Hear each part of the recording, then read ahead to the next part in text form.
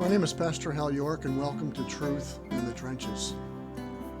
Today we're going to be looking at Proverbs chapter 12.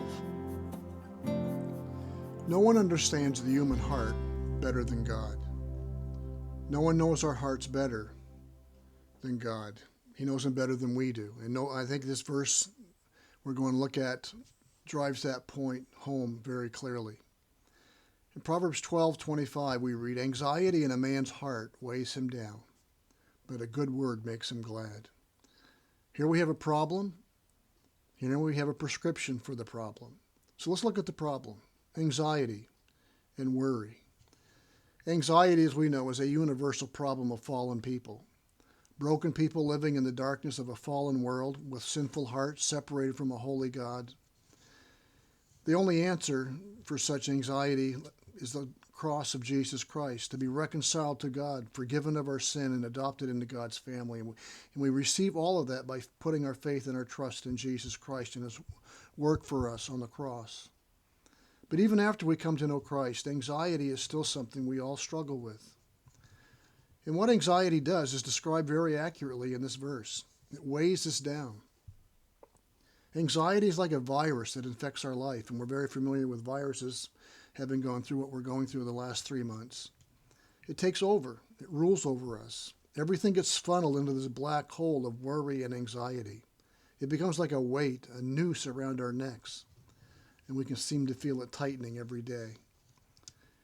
Someone has described an anxiety attack as like someone sitting on our chest and we can't breathe.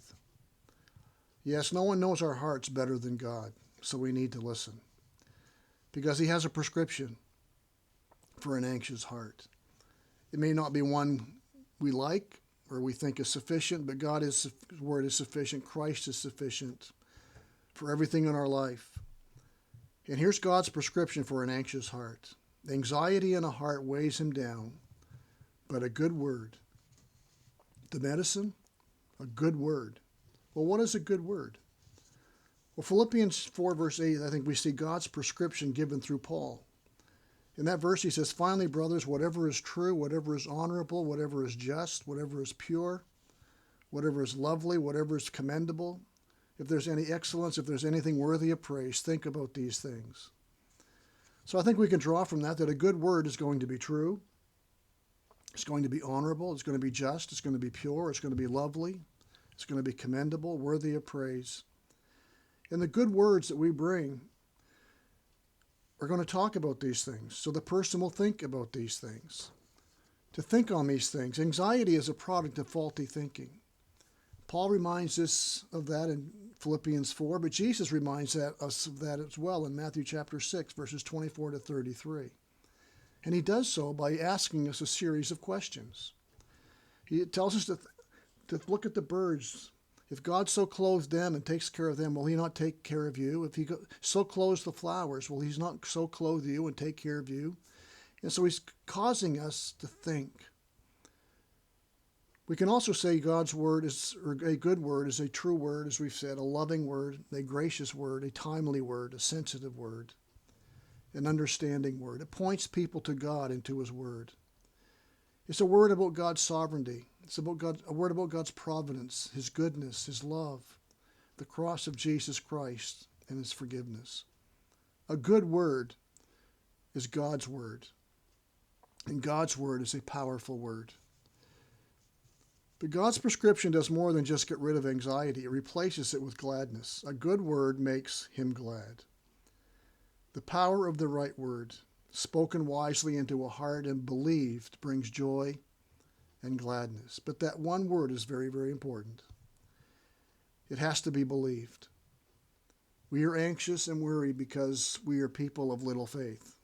We don't believe the truths about who God is and how much God cares for us and how he's working in our life.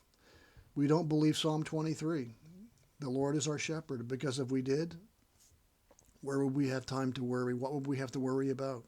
He's a good, perfect shepherd who knows his sheep, and he leads his sheep and takes care of them. Psalm 73:26, "My flesh and my heart may fail, but God is the strength of my heart and my portion forever. Jesus said, "Come unto me, all you who labor and are heavy laden, and I will give you rest." That is a good word. That is a great word for an anxious heart. Yes, Christ is indeed a wonderful counselor. Listen to him. Trust him. Don't magnify your problem. Magnify your God, and he will give rest to your soul and fill your heart with gladness. And I pray this truth may guide us and guard us as we seek to live for God's glory and the good of others in the trenches of life. May God bless.